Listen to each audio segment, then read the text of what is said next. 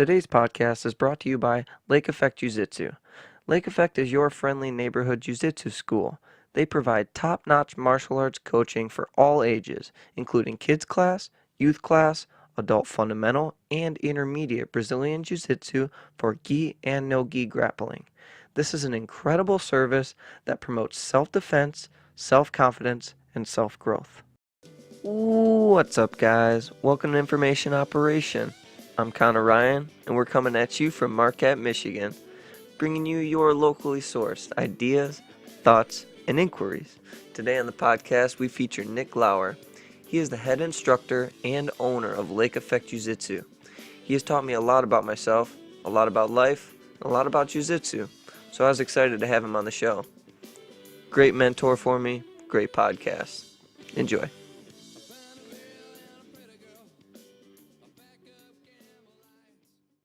Nick Lauer, thanks for coming on the show, man. Thanks for having me. No worries. How are you today? I'm wonderful. Beautiful sunrise. Beautiful sunrise. Beautiful class this morning. Beautiful class this morning. So, before we get too deep into anything, We're going deep? possibly. I don't know, it depends. Little bit of background. How did you find martial arts? Well, it depends on if you classify wrestling a martial art or not. Okay. So, high school wrestling. I got into that in early elementary school, early middle school. I started in youth wrestling. So, if you want to consider that a martial art, that's how I got started in it, just by way of my father. My dad was a wrestler. We wrestled, and that's just what happened, is I just became a wrestler. As far as martial arts go, it landed on me. Okay. I got out of high school. I thought I was going to be a professional drinker, and I was a bricklayer at the time, and I met a guy who was a mixed martial arts fighter, and basically, I don't want to say, I'm not forced into it, but just fell into it. Like I said, I met a dude who was very charismatic, and I wanted to spend more time with him. And turns out I had to get beat up a little bit to spend time with him, and then I fell into martial arts that way. So, In which way, what was your relationship like with him? with The person you met? instantly we became best friends. Yeah. It was like, I bet by the second week I knew him, it was like we were brothers. Like we'd been apart, and then we were back together again without any sort of difference. Like it is to this day the closest thing I've ever had to a brother. Right on. And, I mean, what kind of training? You were right there with him doing mixed martial arts, so basically cage fighting? Yeah, like the early stages, 2005, 2006, early MMA. Okay. So again, So, it wasn't very intelligent. It was just basically, it was before the beautiful athletic MMA that we see today. It was basically Tank Abbott and tough guys. and what's the main difference between what you see today and what was going on then? They're highly intelligent athletes today. Yeah. And back then, it was just brute force and strength and heart and the ability to not get knocked unconscious before your opponent. Gotcha. What kind of competitions were you involved in? From the beginning, Mm-hmm. like I mean, I wrestled, so I mean, every tournament is a competition. You know what I mean? So as a young kid, you get kind of numb to that. Mm-hmm. You know what I mean? It's just something that becomes okay. I'm just gonna go try, and if I fail, yeah, it might be a little awful, but it's okay. I'm gonna have a treat afterwards. I'll be just fine. You know what I Right. mean? It wasn't a big deal. The competition got a little more serious when I got involved in MMA. You know what I mean? Like, to me, it wasn't until after I stopped doing MMA that I realized it wasn't personal. Okay. You know what I mean? When Was- I was doing MMA and I was doing stand-up fighting, I always would somehow take it personal. Yeah. Like, I don't like to punch people in the face. Yeah. You know what I mean? Like, I've never been, I don't like to hurt others. I don't like to cause harm to others. It's always kind of made me feel bad. So naturally, when you punch and kick someone in the face, it Causes harm. some people it causes harm, but some people don't have an issue with that. They see it as competition, and it's a pure form of competition. To me, I always put emotion on it because I thought, man, that guy's got to deal with this the next day.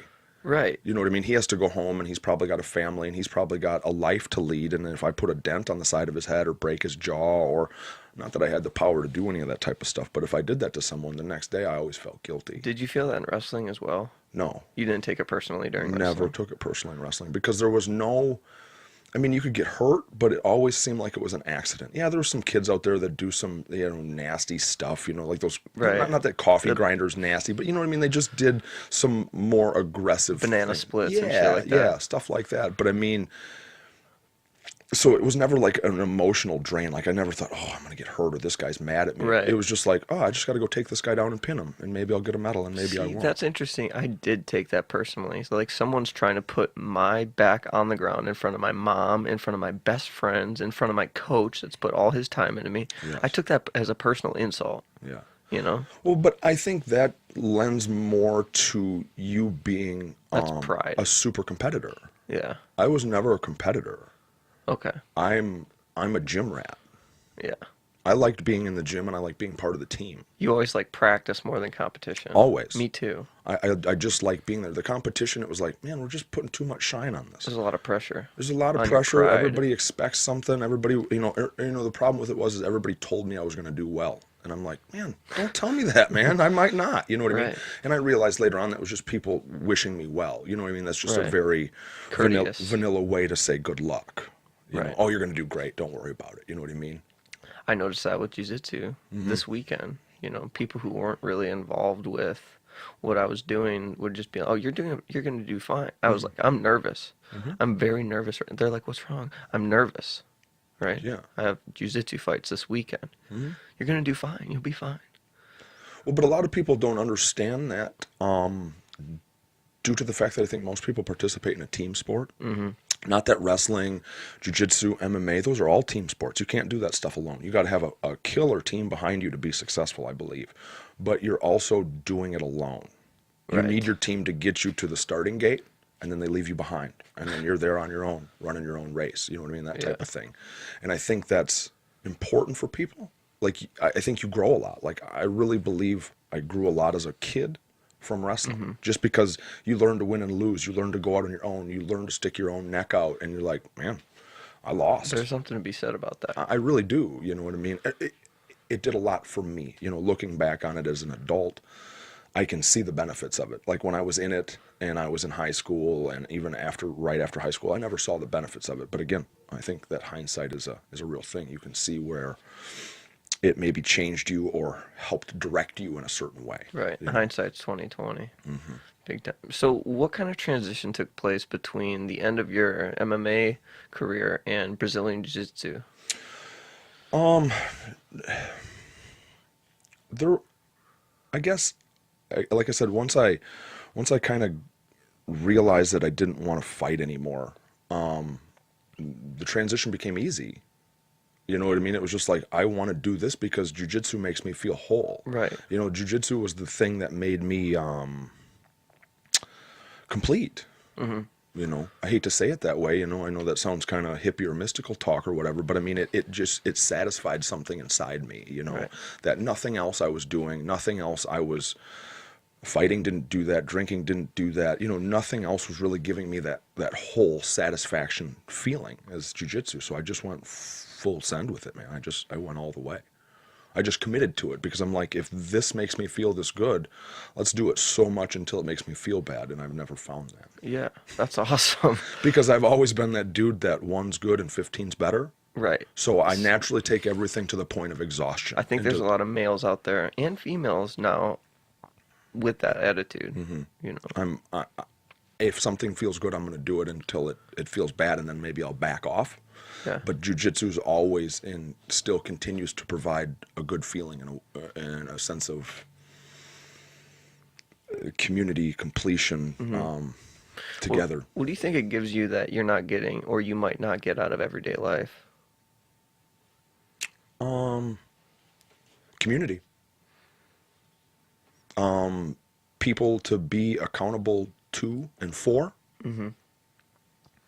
That's what it gives me. Not that a family doesn't give you that, but I think, and I'm only speaking as a male because I am, but I think I need a peer group constantly keeping me in check. The things I think, the things I say, the things I do. And so I like it when there's a good group of people around, male and female. You know what I mean? I like it when there's a good group of people around, because then that energy kind of compounds. Right. And it gives you more energy to go further and maybe do better. You know, again, that accountability. You know, and I think jiu-jitsu has given me that to others, and that's a neat feeling. Big time. It's a connection. You know, not to steal from Joe Rogan and Sebastian Younger and all that type of stuff, but that feeling of tribe and that feeling of togetherness. I think that's a super valuable feeling. It's like a pack mentality. You And not pack like in a bad way. Just people that maybe aren't your family, but genuinely care about you. It's a neat thing. Big time. And I never experienced that anywhere else. Like I've always said, jiu-jitsu to me has been somewhere in between a church and a tavern. You can find good people at both of them, but this one to me is the best. You know, this one to me gives me the optimal feeling. You know what I mean? Because it's productive. It's productive. You're also mixing in physical exercise. You know what I mean? There's a lot of communication on the mats between others. You have to be very open. You have to be very honest with each other. You know what I mean? And I think it's a really neat thing. And well, to be honest, I think it's neat to be vulnerable in front of others, and then them to be vulnerable in front of you. And I think jiu-jitsu gives you that, because after a while you realize you're choking people and you're trusting them to maybe not put you unconscious, or to maybe not take a submission so far. So then you start trusting them in your thoughts and your beliefs. And then you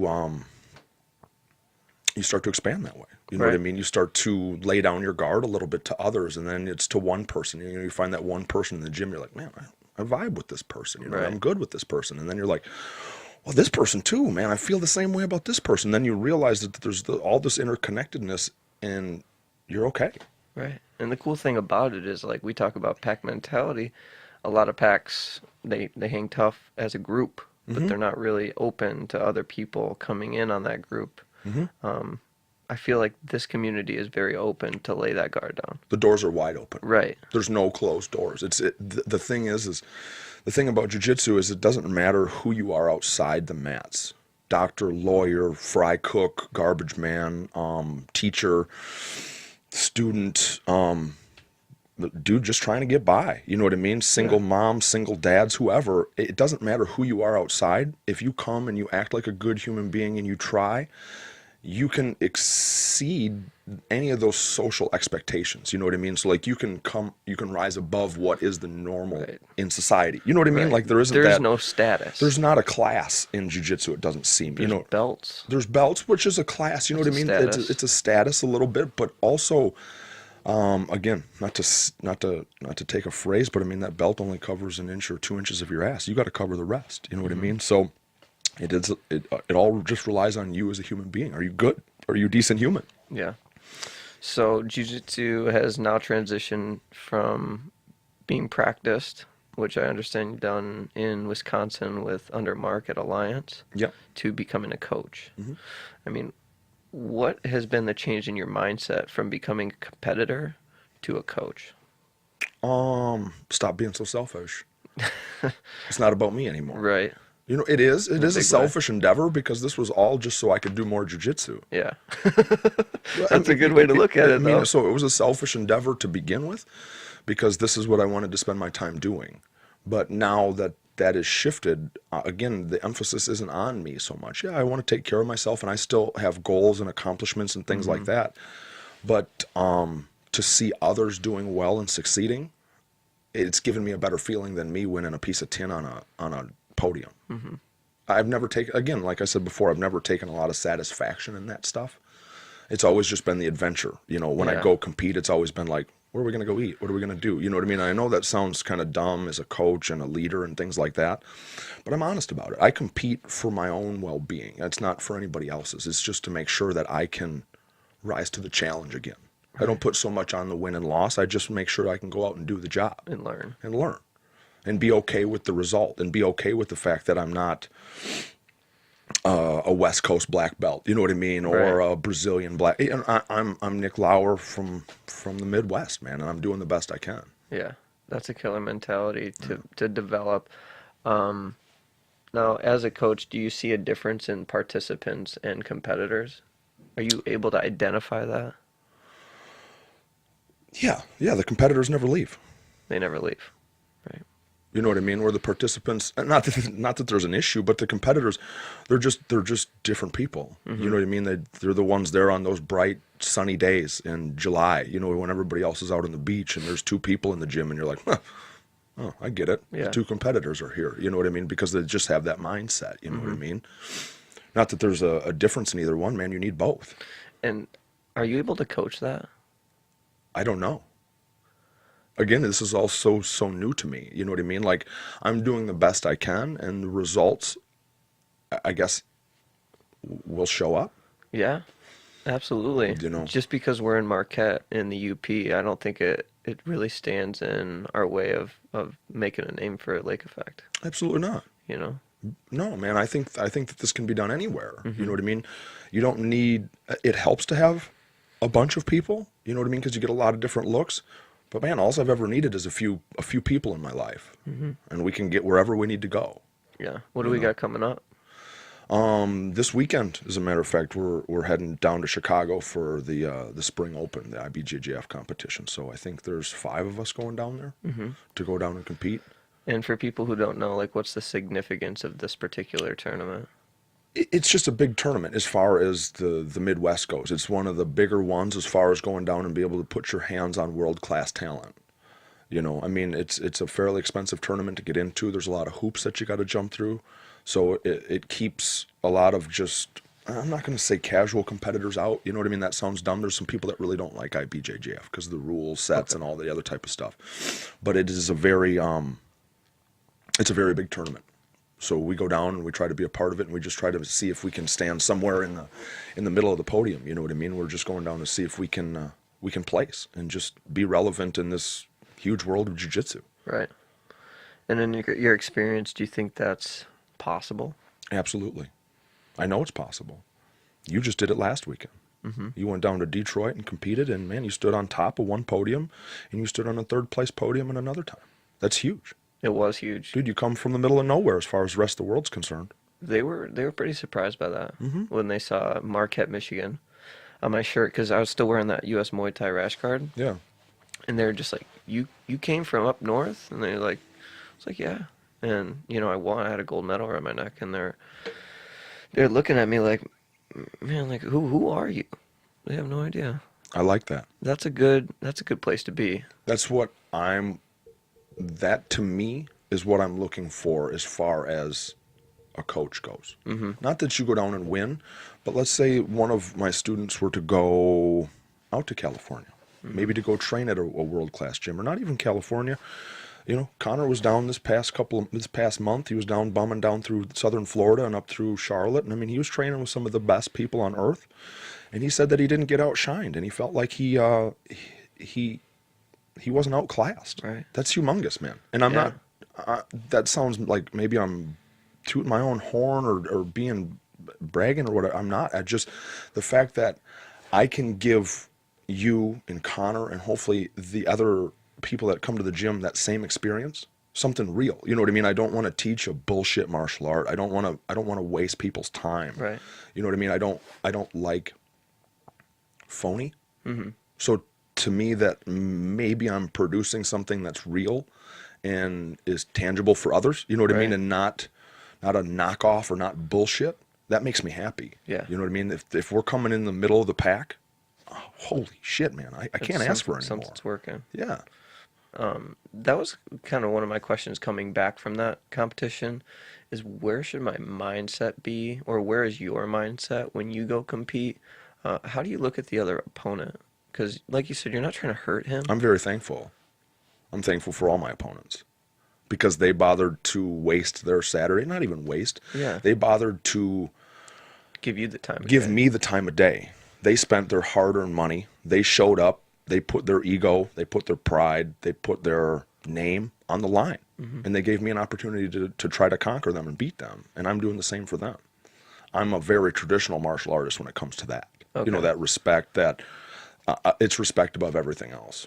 Even before you're about to go out there, are you thinking, man, I'm thankful for this guy's body parts, this guy's time right now? Like, That's probably why I'm not a good competitor. What do you mean? or not a super successful competitor. You know what I mean? Because to me, it's about living through the experience. Yeah. It's about the whole journey. You know, like I said, as far as getting to these major cities, you know, making sure your weight's on point, checking into the hotel, finding a place The to eat, experience. keeping your shit together, waking up the next day, get into the arena. You know what I mean? Yeah. It's just the whole checkpoint Charlie of it, just making it through these checkpoints without mentally breaking down, without losing my shit, without Yeah. falling apart, without just going, screw it. I'm having Mike and Ike's. That's what I'm doing now. I'm Yeah. not going to make weight. I'm having Mike and Ike's because that's easier to do than just gutting it out. You know what I Right. mean? And so to me, that's what competition's always been is can I develop some self-control? And can I go and do it? You know, and if I can be respectful, if I can keep myself together, and I can come up somewhere, maybe on the middle or the top of the podium, dude, I'm super happy. Right. But if I lose my first match and it's over quick, I'm still thankful for the opportunity because I'm getting to be an athlete. Right. I think that's a better place to be. I think I concerned my parents a little bit because before I went to see them because they had a coffee maker. I needed to have some coffee before I weighed in and stuff. And I told them, yeah, I'm going in there, prepared to end somebody, and they can decide when they tap out that they don't want to be ended. And they're Yes. just like, my dad's just like, what are you talking about? I thought this was all about respect and honor and respect for the sport and blah, blah, blah. And he was totally taken off guard by that.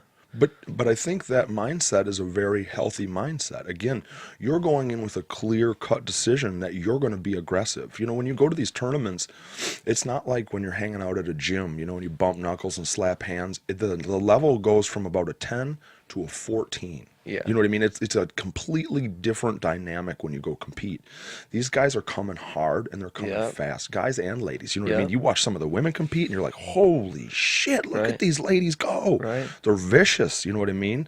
But that's what a competitor is coming out on top right away and making sure you stay on top the whole time. Yep. You dominate. Again, jiu-jitsu is about dominating another human being. I realize it's the gentle art, but when you compete, You know. it's also, you're there to win. I personally feel like I was great at takedowns when I left. Great, I wrestled. I'm a wrestling coach and now I go down to Detroit, and it took me longer than a minute sometimes to take somebody down. And just because the intensity's there, Yeah. just because they're saying no, No, no, you're not taking me down. every single time, Yeah. to the bitter end. Roadblocks every time. Dude, oh, you're not doing this. No, You you're know. not doing this. No. You know what I mean? It's a little different in the gym. Well, but, and again, it doesn't need to be that way all the time in the gym. No, Again, I still think with the small amount of the makeup of gym members that are competitors, it's not smart just in general to make it that way in the gym. Most people wouldn't stand for that. Again, when I first got into MMA, that was the culture in the gym. And most people who showed up didn't come back. Right. It was those select few people that, for lack of a better term, were savages that stuck around. You know what I mean? And I didn't think that at the time it was wonderful. Yeah. But now as a business owner, you're like, well, bro, that's not the way. doesn't You know what I really mean? fly. And we've come to see that the non-competitors still really benefit our competitors. You know what I mean? The people in our gym who won't ever compete and don't have any aspirations to compete still give our competitors the looks they need. yeah, and so- those are real looks. They are real looks. So people who are competing, why is jiu-jitsu important for them? Who are? Who are not? Well, it might not be important for them. It's important to maybe it's important for people who want to learn self-defense. Yeah. Maybe it's important for people who don't like running on a treadmill. Know they need some physical exercise. Like I said, the neat thing about jiu-jitsu is there's communication, there's conversation, it becomes deeper. You know what I mean? I know that again all sounds kind of like hippie talk, you know, when you start saying that type of stuff. But It's a community. It is a community, you know what I mean? And so some people get involved just for the social aspect of it because it's a positive place they can go at the end of their day. They get a little physical exercise, and they maybe get a little uplift in spirit or mood, you know what I mean? Just a Right. little uptick because it is a positive place. Instead of going home on a down or a sour note and watching some reality TV and eating a TV dinner, maybe you come in and you try a little harder and you go home and you do something a little productive. And I'm not trying I to love talk it, trash Nick. about No, it, I man. I love mean, it. like I said, I It's grew a up, great way of looking at it. you know, In the light of self-defense, how do you think jiu-jitsu is valuable? Tremendously. How Yeah. is it effective? Well, I mean, you every single day have someone trying to choke the life out of you. You know what I mean? Once you get into it, yeah, obviously in the first beginner classes and stuff like that, it's more of a learning thing. But the more you get into it and the more you fall into jujitsu, the more you realize you're just doing self-defense every single day. You know what I mean? You get a guy like Sean on you, or a guy even like you on you, trying to be tenacious and trying to choke the life out of you, man, you have to work through that. And if I panic and if I freak out, you win. Right. So it teaches me to be calm in very chaotic situations, which transfers into life immensely. Yeah. Well, because you struggle your hardest thing for that little hour. It's the hardest part of your day, that little hour at jiu-jitsu. And then you go home and you're like, bro, man, I'm not even getting choked anymore. Let's do something. I'm okay. Right. I'm going to be okay. And I think making it through stuff like that is very good for me. It's very reaffirming that I'm going to be okay, you know? You're always going to be okay. I'm always going to be okay. And have you seen, with your experience, jiu-jitsu transfer into a real-life situation where somebody's in danger?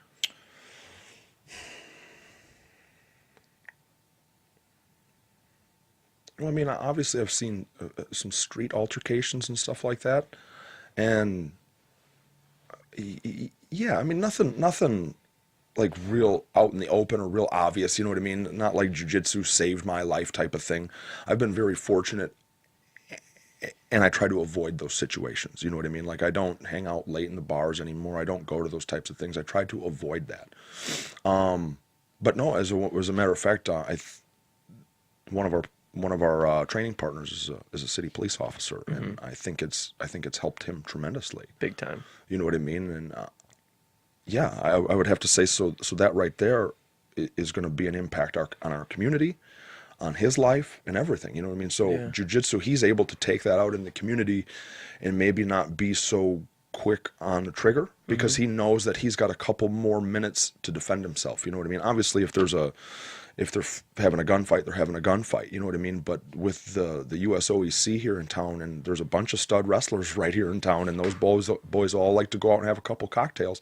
As a police officer, I'd be real nervous about that. Yeah. You know what I mean? Because I've seen what wrestlers can do. They're They're capable a scary of a bunch. lot. You know what I mean? And they're quick and they're dangerous. They're impulsive. Not trying to make a bad name for wrestlers, but what I'm trying to say is I think They're a force. they're forced. So by this officer doing this jujitsu, maybe he's able to protect himself. Again, I just think it's better for the community. And do you think that does something, knowing that you put those hours in, just to your mindset? Maybe not, even if you were never to get in a fight, just to your mindset walking around. Absolutely. How so?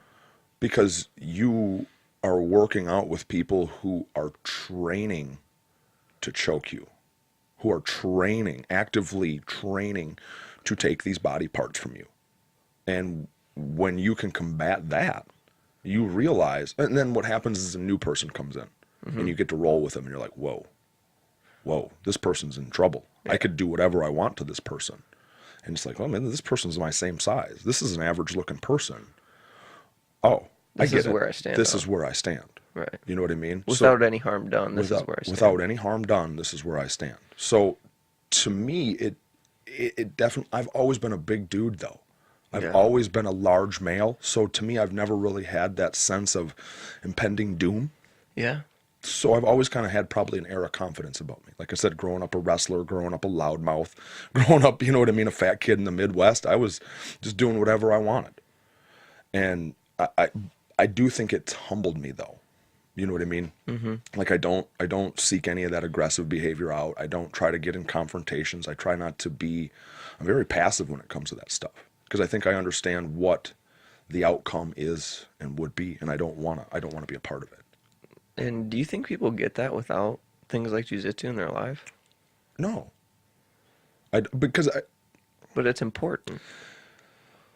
I think understanding and at least acknowledging that there is violence out there and being able to deal with it, you know what I mean, is a real skill.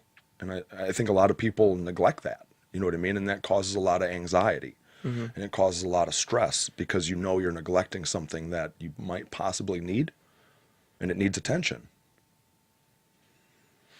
I agree. And it's like, I feel like there's a lot of things in jiu-jitsu, just going to the gym and having that community that I'd be missing out on otherwise. Hmm.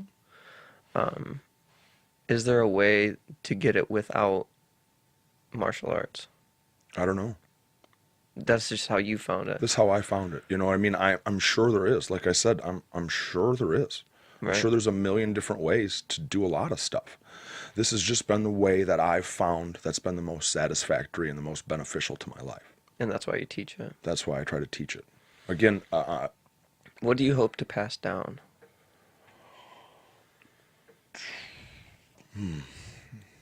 if anything, I'd like people to gain the courage to truly live their own life. Because I have. I'm trying. You know what I mean? And again, it's through that example that I hope others find that courage too. Hmm. And if they learn a little jujitsu and have a little fun and lose a little weight and gain some friends along the way, then man, we're just winning. But it's bigger than that. Hmm. And if you reach them at, a critical age, I mean, you can make a real difference in someone's life. I hope to, or we hope to. You know Right. what I mean? Right. And I think Because it's partially because they haven't gotten that elsewhere. They didn't get that in school. They didn't get that from whatever family situation they come from. hmm And, it sometimes, man, it takes a village to raise a person. hmm You know, and sometimes it just comes in different ways. You know, had martial arts not landed on me, it found me when it needed to find me. You know what I mean?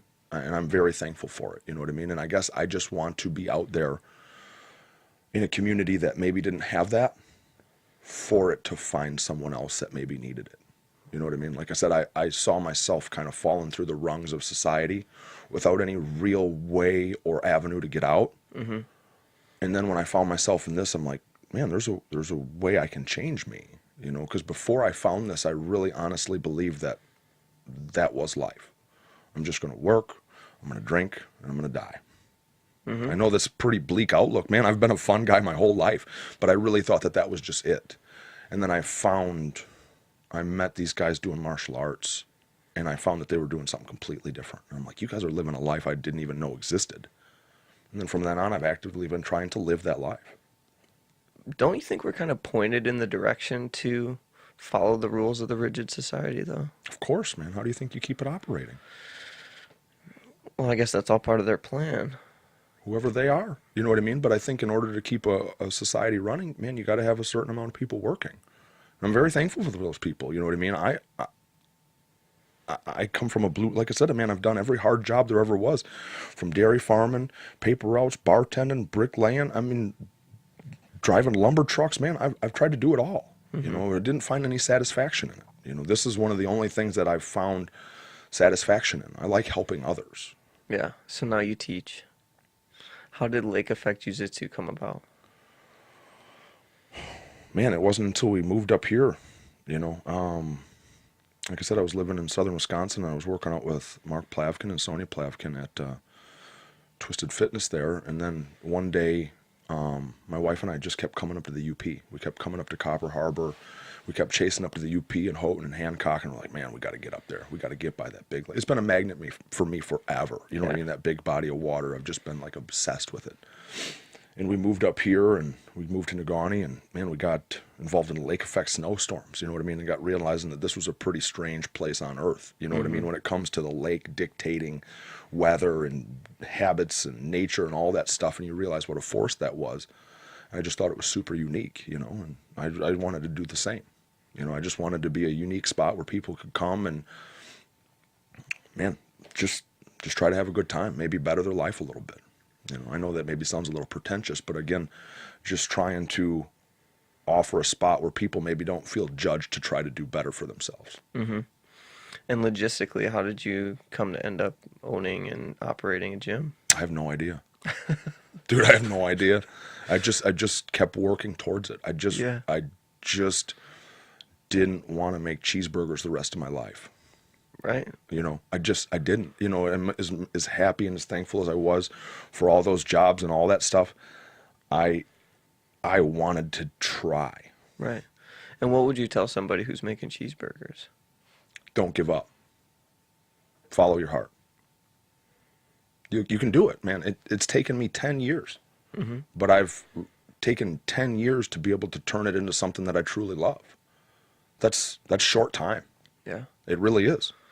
You know, and if other people can get started at it sooner, man, that's all I want. You know what I mean? And again, I'm not trying to tell people how to live, what to do, or anything like that. I'm just trying to be encouraging of other people in their dreams, because I think people should chase them down, man. I agree. That's what we should all be doing. We should all be following our own heart, because I think that's how you're going to get the best society possible.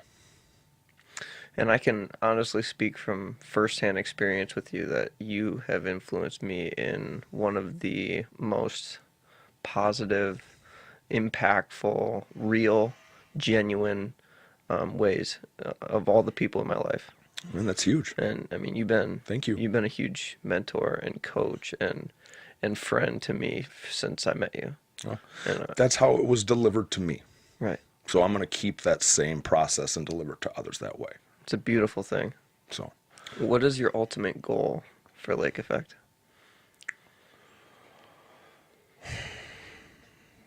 man, just to provide a place where people can grow. You know what I mean? For people to practice jiu-jitsu, and just a place for people to be. You know, the ultimate goal is like I said, just to have a little spot on earth where you're comfortable, I'm comfortable, and we learn and grow together. You know, I don't have a whole lot of. What's your business plan, Nick? Yeah, like I said, man, I'm not trying to take over the world, dude. I'm not. I'm just trying to offer a bright spot in people's day as long as I can. Yeah. That's admirable. Because I don't know if it's going to last forever. Yeah. Nothing's permanent, you know what I mean? Everything's temporary. And I know that's hippie talk as well, but I kind of take comfort in some of that. That this might not be here forever. So I'm going to hustle as hard as I can for as long as I can. And when the wind changes, man, I'm going to go that direction. That's interesting that you find comfort in that when most people see change as a bad thing or they're afraid of change. I grow every time it changes for the best and for the better. Even though I don't think I am. Even though in the middle of it, your guts are ripping out and you're like, oh, this sucks so bad. I wish it was comfortable again. And then all of a sudden it's comfortable again. And you're 10 miles down the road instead of where you just were. And you're like, oh, shit, I got to get uncomfortable again. And then the next thing you know, you're another 10 miles down the road. And that's how you grow. That's how I grow anyway. Is just not relying on things being there forever. Just understanding that it's not going to be there forever. And doing the best I can while I can. So what keeps you coming back to the gym every day? You know, when you got to wake. We just had class at 6 o'clock in the morning. And you've been doing that since January, and then you come back, later for 6 o'clock class. What keeps you, like, when you are laying in bed and you're like, man, I'm not really feeling it right now? What gets you up? I don't want to make cheeseburgers. I'm good on that right now. Yeah. So I'm going to do jiu-jitsu. You know what I mean? Yeah. And those are my options. If I don't get out of bed and I don't remain consistent, people stop coming. Consistency is the key to anything. Application, consistency. If you want something bad enough, continually chase it down, day after day. Even if you fail that day, keep going, because eventually you'll get there. And so that's what this is. It's just you're just going to keep going till the wheels blow off of it. Just like the tracker. Yep, man, you're going to put 400,000 miles on something, wheels fall off, man, you're going to part what you can out of it and make the best and keep going on down the road. Keep the shit show rolling down the road. For sure, man. I love that. Yeah. Well, I'd like to tell people more about where they can find you and when your classes are and how to get a hold of you and social media and stuff like that, how to keep up with Lake Effect Jiu Jitsu. There's an old white pine tree out in Nagani that I leave notes on, and you can find it out there, and I communicate through that. No, man, when I'm on Facebook, I'm on Instagram. My phone number's posted on all that stuff. We got a little gym on 3rd Street, right by the campus pharmacy and Uptone Music. So we're right there on that Village Shopping Center. We have classes Monday through Saturday. Sunday we take off because I do have a family. I got 2 small boys and a wife, and I like to spend a little bit of time with them. In the mornings, we got classes 6 to 7 in the morning, Monday, Wednesdays, and Fridays. 10:30 to noon on Tuesdays and Thursdays in the morning. And then in the most evening hours, we run a kids program Monday, Wednesday, and Fridays. And then also our adult programs start about 6:15 every night. Mm-hmm. And that starts from fundamentals to an intermediate. So we don't have anybody but intermediate in this area. So there's no sense in teaching advanced classes. And I'm barely advanced as I consider myself. You're a brown belt, Nick. I'm a brown belt, man. But again, How many years have you been doing this? 12. 12, okay. Well, my instructor's been doing that, double that. 24? Yes. Wow. So, I mean, put that in perspective. His instructor's been doing it almost quadruple that. Mm-hmm. So the depth is, I'm new. I'm still That's a beginner. awesome. And that's an important quality to have with any endeavor. I think so. Just to always have that student mentality. Well, otherwise I get stagnant. If I stop learning, I get stagnant, Mm-hmm. and that's when I get most uncomfortable. So what would you say to somebody who's thinking about coming by the gym one day? Thinking about it and coming through the door are the two toughest things. Once you come through the door, everything else gets exponentially easier. The toughest part about that is coming through the door the first time and going, "Hey, I don't know anything." That's Mm-hmm. okay. I didn't know anything either when I first came in. That's what we're here for. Is we're here for people who want to begin the journey of jiu-jitsu. You know what I mean? Who just want to start and just want to see what it's about. You know, that's what we're here for. And I think, like I said, the toughest thing is just coming through that door, man. Again, and you can worry and you can what if and you can do all that stuff, but until you go give it a try, you don't ever know. Same is true with anything. Anything. Ever. Like I said, you can sit at home on your computer and you can look and you can research everything and you can do all the exploring in the world, but until you actually go do it and put your hands on it, you're never going to know. And what's the worst is going to happen? You're going to enjoy it or you're not. Right. You can always go back to the couch. Couch will always be there. Right on, Nick. Well, I appreciate your time today. I Thank you, appreciate man. you, man. Hey, thank you, man. So, until next time, guys, ride the waves, dude. Thanks.